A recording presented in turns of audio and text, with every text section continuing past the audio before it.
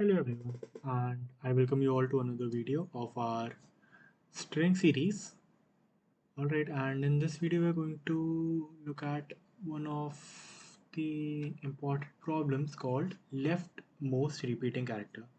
So, first of all, I would like to tell you that I couldn't find any coding platform which has this question exactly. Alright, but this question is very important because it has been asked in numerous companies like Goldman Sachs and many more. Alright, so I thought that you have to understand the approach to how to solve this problem. So for that, I have written the basic driver codes here, int main and header files, and we have to just complete this function and see whether our output is correct or not. Alright, so now let's jump to our question. So it's basically leftmost repeating character, right?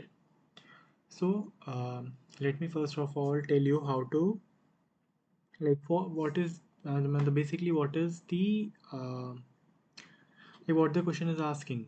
All right. So basically, if we are given a string, suppose our input string is geeks for geeks, so there would be characters which will be repeated in the string. Alright, for suppose G is repeated here and here, E is repeated, K is repeated, S is repeated. Alright, so suppose if these characters are repeated, then we have to find the leftmost repeating character. Suppose C, G is here, E is here, E is also here. So E is a repeating character, but you can see that G is here and G is here. So G is also repeating character. So which is the leftmost among them? Obviously G, right? So our output would be 0. The index of the leftmost repeating character, that is 0. You know that string is saved as a 0 based index, so our output would be 0. Alright. And suppose if a string is A, B, C, D, E, no repeating character, so our output would be -1. Okay, so this is the basic idea of the code. So first of all, let's talk about the nice solution here. What I can basically do is I can have two loops. Okay, suppose I have two iterators I,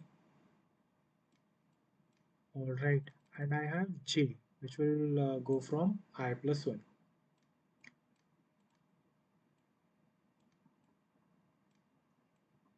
Okay, and I'll check for every character. If I encounter the same character, I'll return the index of this element.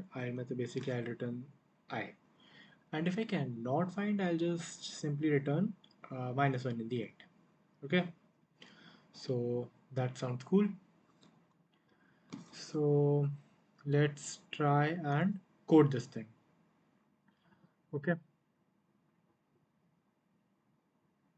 so let's go back to our Visual Studio Code. Let me increase it a bit so you can see better. Alright, so exactly what did I just say? That we'll have two loops. I is equal to 0, I less than str dot length,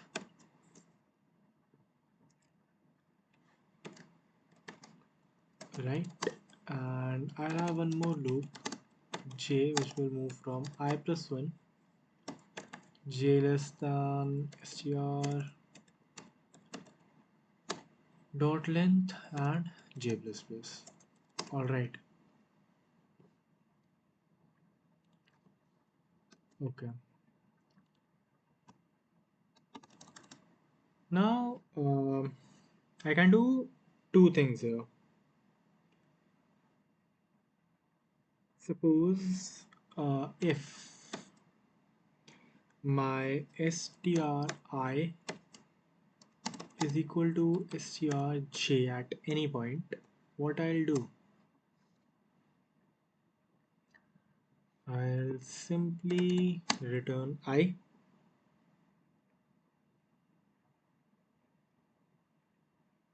Alright,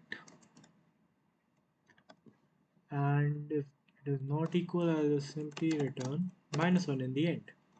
Okay, that's what we learned. Now let's try and run this code. Let's see if it works. See, our output is first repeating character is G. Because our input string was this. Suppose I make it E B C D E. Let's try and run this.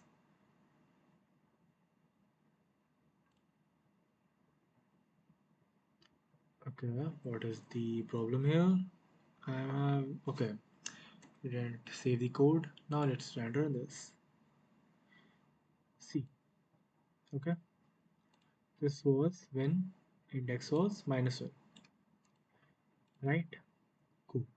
Now let's talk about the time complexity. So we are having two nested loops here. Like first this loop and inside it we have another loop. So we clearly know that in such cases we are going to have time complexity of auxiliary of O n square. N is the number of characters here. Okay. Now if I ask you how you will optimize this thing. Okay. So let me raise it a bit. So okay. Now let's talk how we can optimize this stuff. So, if you remember in the last video, I told you about how we can use a character array to store the indexes, right? So, what I can have is suppose I have a character array of size 256 and all the elements stored are -1. Alright, like this. Okay, and what I'm going to do is I'm going to move from this element. Okay, and I'm going to say that if um, right, so suppose I retrieve um, value of suppose char g. I stored this value in some my element fi. All right, so initially here what I'll get f I'll get fi as -1. All right, and suppose if I come here now my like we'll talk about this situation, but suppose here I come and I somehow stored the uh, value of index of g 0 in char g. All right, so now here fi would be 0. Okay, so suppose I have output which will print as res. Okay, so res would be minimum of either res or current fi. All right, cool. And suppose if fi is equal to -1, we'll store that means we encountered this element for the first time, and we'll store the its index here. So if this is the case, we are going to store char of g as fi. Okay, cool. So let's do one thing. I think it is a bit complicated for you guys. So first of all, let's try and write a code. Okay, and then we'll have a dry run on our input string. This we'll have a dry run here. Okay, so let me erase all this stuff for now. Okay,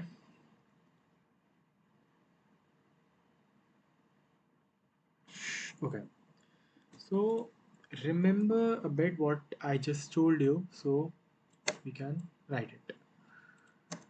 So I have a vector int char, and I told you how we store elements, like how we initialize it like this, right?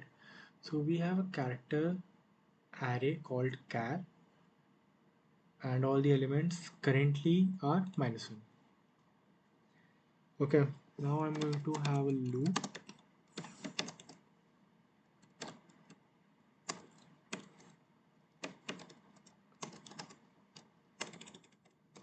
Okay, and I'm going to store index or element of my, like, the letter I encounter in character array, right? So int fi is going to be what? Int fi is going to be what exactly? Char, right, of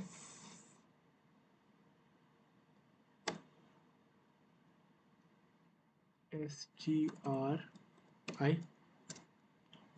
right? Now I simply say if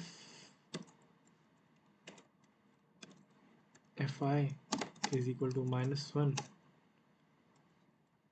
char of stri is equal to fi,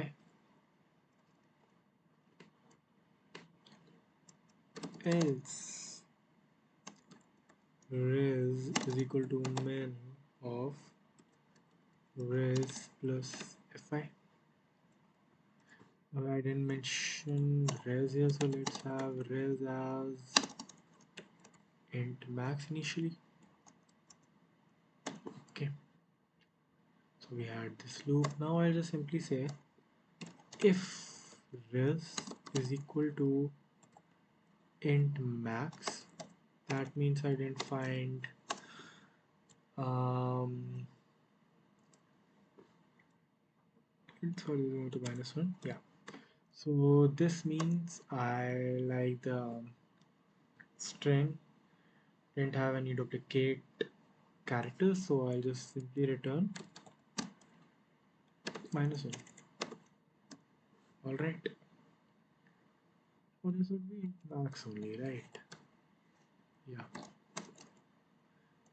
else I'm going to return res. All right, let's change it to geeks for geeks, and let's hope our answer comes out to be G. Okay, there is some problem here, I guess so.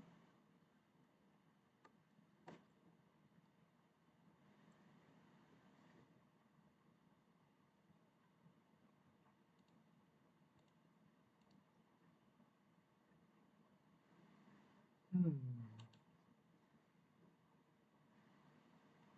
Guess we are having some trouble here. Let's see what are we doing wrong here.